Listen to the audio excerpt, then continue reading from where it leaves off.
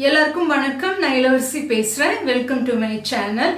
இன்னைக்கு நான் உங்களோட ஷேர் பண்ணிக்க போறது என்னன்னா, திணையில ஒரு அருமையான ஒரு இட்லி செய்ய போறேன். வாரத்துக்கு ஒரு 2 தடவையாவது இந்த மாதிரி சிறுதானியங்கள்ல இட்லி தோசை அந்த மாதிரி சமைச்சு சாப்பிட்டீங்க அப்படின்னா ரொம்ப ஹெல்த்தா இருக்கும். நிறைய கால்சியம் இருக்கு, புரோட்டீன் இருக்கு, அயர்ன் இருக்கு. இந்த மாதிரி இந்த சத்துக்கள்லாம் பாத்தீங்கன்னா உடல்ல பாத்தீங்கன்னா எலும்புகளுக்குலாம் ரொம்ப நல்லது.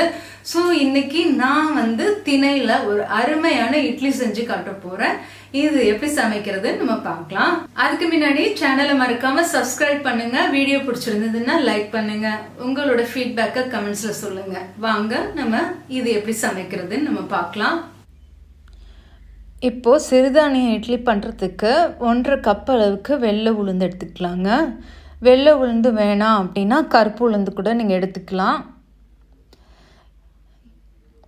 இதுக்கப்புறம் நம்ம திணை எடுத்துக்கலாம். திணை 1 கிளாஸ் அளவுக்கு எடுத்துக்கலாம். எல்லாமே சிறுதானியங்களை திணை, சாமை அது மாதிரி எது வேணாலும் எடுத்துக்கலாம்.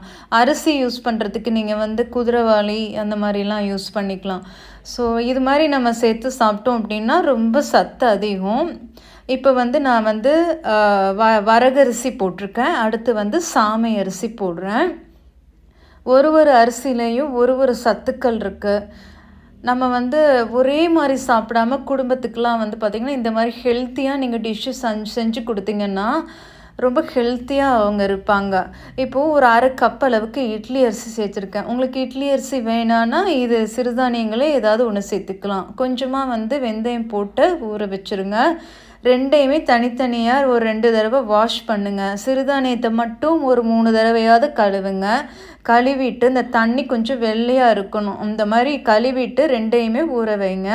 உளுந்தை மட்டும் ஃப்ரிட்ஜில் வச்சுருங்க. இந்த அரிசி 7 மணி நேரம் ஊற வைங்க. உளுந்து 1 மணி நேரம் தான் ஊறணும். இப்போது நான் கிரைண்டரை ஓட விட்டுட்டு நான் சிறுதானியங்களை சேர்க்குறேன். சிறுதானியங்களை போட்டுட்டு தேவையான அளவுக்கு கொஞ்சம் தண்ணி ஊற்றுங்க. அரிசிக்கு ஊற்றுற மாதிரி நிறைய ஊற்றாதீங்க. ஓரளவுக்கு ஊற்றிட்டு ஓட விட்டிங்கன்னா உடனே அதை ஈஸியாக அரைச்சிரும். ரொம்ப நேரம் ஆகாது சிறுதானியங்கள்லாம் அரைக்கிறதுக்கு. ஸோ இந்த மாதிரி கொஞ்சம் அரிசி பார்த்திங்கன்னா இந்த மாதிரி இட்லி மாவு கொஞ்சம் இந்த மாதிரி அரைச்சிங்கன்னா நல்லா ஒரு இட்லி நல்லா சூப்பராக வரும். ரொம்ப நைஸாக அரைச்சோன்னா இட்லி ரொம்ப சப்பட்டையாக போயிடும். ஸோ அந்த மாதிரி அரைக்கக்கூடாது. இப்போ பாருங்கள், இந்த மாதிரி அரைச்சி ரெடியாக வச்சுக்கோங்க. அடுத்து நம்ம உளுந்து அரைக்கலாம். நான் எப்போதும் அரிசி ஓட விட்டுட்டு கடைசியாக உளுந்து போடுவேன். இப்போ உளுந்தை தண்ணியிலேருந்து வடிகட்டி சேர்த்துக்கலாம். உளுந்து கொஞ்சம் ஓடணுன்னே கொஞ்சம் தண்ணி ஊற்றலாம். முன்னாடியே நம்ம ஊற்றக்கூடாது. இப்போது நான் கொஞ்சமாக தண்ணி சேர்த்துக்கிறேன். உளுந்தில் ரொம்பவும் அதிகமாக தண்ணி சேர்த்தோம் அப்படின்னா அது கொஞ்சம் நல்லா இருக்காது. கொஞ்சம் ரொம்ப வழவழன்னு ஆகிடும். ஸோ கொஞ்சம் கம்மியாக தண்ணி ஊற்றினோன்னா மாவு நல்லா ஒரு புஸ் புஸ்ன்னு ரொம்ப நல்லா இருக்கும் பார்க்குறதுக்கு. ஸோ அந்த மாதிரி நல்லா உங்களுக்கு அரைக்கும். அதனால் தண்ணியெல்லாம் கம்மியாக தான் ஊற்றணும். உளுந்துக்கு ரொம்ப அதிகமாக ஊற்றக்கூடாது. இந்த மாதிரி அரைச்சி ரெடியாக எடுத்துகிட்டு நம்ம ரெண்டையுமே நம்ம மாவை மிக்ஸ் பண்ணிக்கலாம். ஒரு பெரிய பேஷனில் நம்ம மிக்ஸ் பண்ணிக்கலாம். வாரத்துக்கு ஒரு தடவையாவது இந்த மாதிரி சிறுதானிய இட்லிகள்லாம் சாப்பிடுங்க. ரொம்ப நல்லது. இதுக்கு தேவையான அளவுக்கு கொஞ்சம் உப்பு சேர்த்துட்டு நாள் நைட்டே மாவை கலந்து ஊற வச்சுருங்க. தினமும் இட்லி மாவு, தோசை மாவு அந்த மாதிரி நார்மலாக சாப்பிடாம சிறுதானியங்களெல்லாம் தினமும் உணவுகளில் சேர்த்துக்கங்க. அது எலும்புக்கு பார்த்திங்கன்னா ரொம்ப உறுதியாக இருக்கும். ஒரு 7லேருந்து 8 மணி நேரமாவதும் வெளியில் இருக்கணும். நம்ம அடுத்த நாள் பார்க்கலாம்.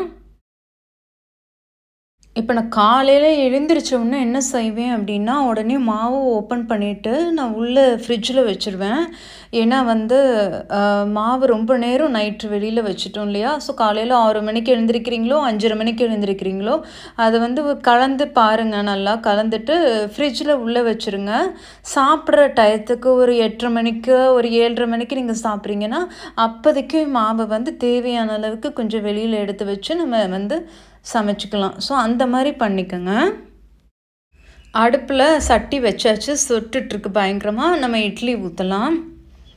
ஒரு 7லேருந்து 8 நிமிஷம் தான் ஆகும் வேகிறதுக்கு. வெந்ததுக்கு அப்புறமா பரிமாறலாங்க.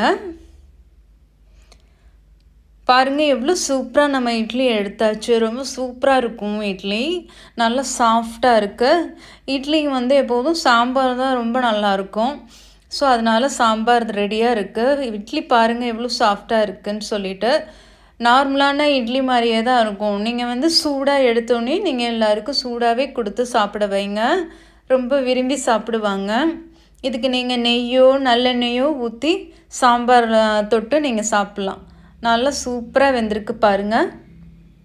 நல்லா சுட சுட சாம்பார் செஞ்சு கொடுங்க. ஏதாவது ஒரு 2-3 காய் போட்டு நம்ம சாம்பார் வைக்கலாம். உங்களுக்கு இந்த ரெசிபி பிடிச்சிருந்துச்சுன்னா மறக்காமல் ஒரு லைக் பண்ணுங்கள். சேனலை மறக்காமல் சப்ஸ்கிரைப் பண்ணுங்கள்.